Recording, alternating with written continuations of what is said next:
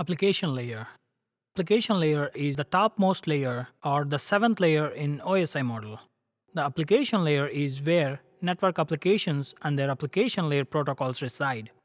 This is the layer where user, whether human or software, actually interacts applications that has networking capacity to connect with people on other networks or on the same network. Application layer offers user interfaces and support services such as network virtual terminal, remote file handling, electronic mail, database services, etc. Network virtual terminal.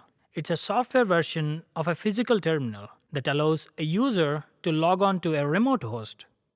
Remote file handling services allows a user to access and manage files in a remote host from the local computer. Presentation layer.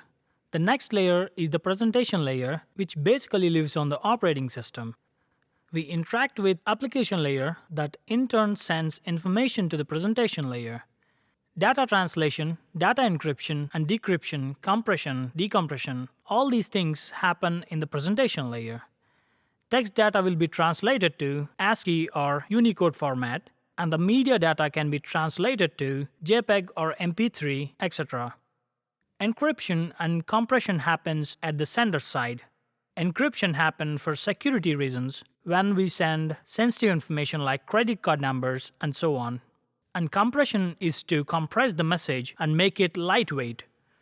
Decompression, decryption, and translation happens at the receiver side and are exact opposite of compression, encryption, and translation. Session layer. It deals with creating, maintaining, and synchronizing sessions among different communicating systems. Sessions offer various services. Dialog control is to keep track of whose turn it is to transmit and whether it is half duplex or full duplex. Synchronization is to allow to add checkpoints or synchronization points to a stream of data to allow them to pick up from where they left off in the event of crash and subsequent recovery. If the sender is sending a 100 MB video, it is advisable to insert checkpoints after every 5 MB to ensure that each 5 MB unit is received and acknowledged independently. In this case, if a crash happens during the transmission at 63 MB, the only data that need to be resent after the system recovery is 61 to 63. Transport layer. Transport layer is the bridge between user support layers and network support layers, and provides the following services such as end-to-end delivery, segmentation, reassembly, connection control, flow control, and error control. End-to-end delivery of messages. Transport layer ensures source to destination delivery of a message from a specific sender process on one computer to a specific receiver process on the other. Header of transport layer contains the information about the port address of the specific process. Segmentation and reassembly.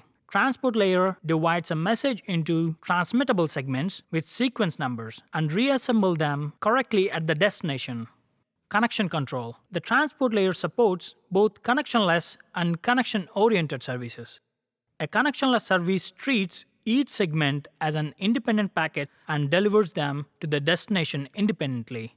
A connection-oriented service ensures having the connection with destination before delivering the package. Flow control. The transport layer manages the rate of transmission between two nodes to prevent a fast sender from transmitting more data and vice versa. Error control. The transport layer ensures the entire message arrives at the destination transport layer without any damage, loss, or duplication. It does error correction through retransmission or error detection codes like checksum. Transport layers set up, maintain, and tear down connections for the session layer.